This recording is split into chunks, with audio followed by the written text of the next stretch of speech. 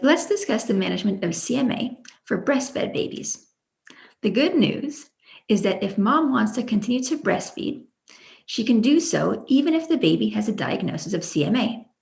What she has to do, though, is strictly remove dairy from her diet and do this for a minimum of 2 weeks. And there's also about 10 to 15% of babies who have a reaction to soy protein as well, so she might want to remove soy at the same time. In terms of seeing the change in the symptoms, the reflux and regurgitation should improve within 3 to 5 days, but the blood in the poop and the looser poop can take up to 2 weeks to resolve. So if after 2 weeks there is no change in symptoms, then mom and baby should go and have a visit with their healthcare provider. At that point, they would discuss if there's any hidden sources of milk, dairy, and/or soy in the diet, and therefore help her to remove those sources, and discuss if she has truly waited a full 2 weeks. Now, of note, the symptoms might not completely resolve in that time, but there should be improvements. So, for example, the blood could resolve by then, and the poop should be taking more of a shape than previous. If truly there have not been any improvements in symptoms, then there's different avenues to proceed with.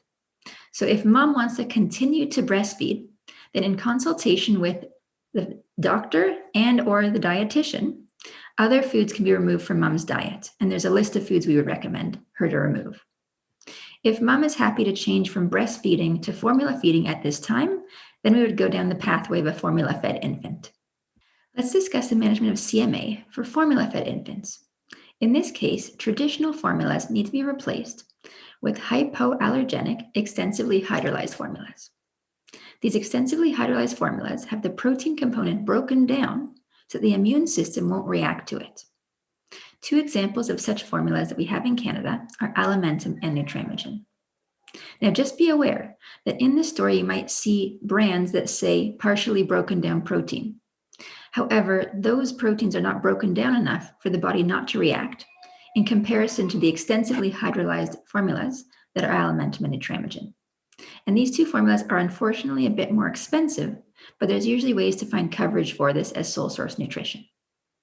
When you change the baby to this special formula, the baby needs to take the formula for a minimum of 2 weeks and be strictly on this formula only.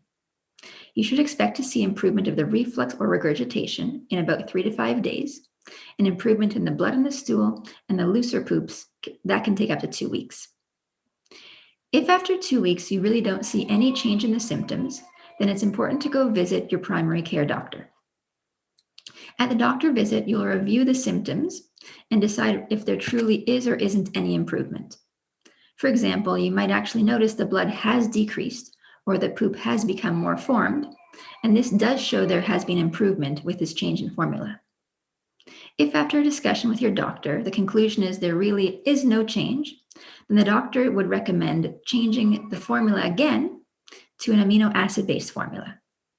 In the amino acid-based formula, the protein is completely broken down to its basic amino acid components. And again, this amino acid-based formula would need to be trialed for a minimum of 2 weeks with a monitoring of symptoms. And about 10% of babies may need the amino acid-based formula. If a baby is both breastfed and formula-fed, then 2 things need to be done. Mom needs to remove the cow's milk protein from her diet, and the baby's formula needs to be changed to a hypoallergenic, extensively hydrolyzed formula or amino acid-based formula. So what about soy formula? Soy formula can be used in babies who are 6 months and older and have a diagnosis of CMA. Soy can be given if there's a concern about the taste of the extensively hydrolyzed formula or the cost. In regards to the cost, though, most provinces will cover the cost of formula through the provincial healthcare plans. Babies less than 6 months, though, have potential negative effects from the phytoestrogens in the soy formula. So as formula volumes can be quite high in babies less than 6 months, the amount of phytoestrogens could be high and lead to negative effects. After 6 months, though, with the introduction of solid food, the volume of formula that's needed actually decreases.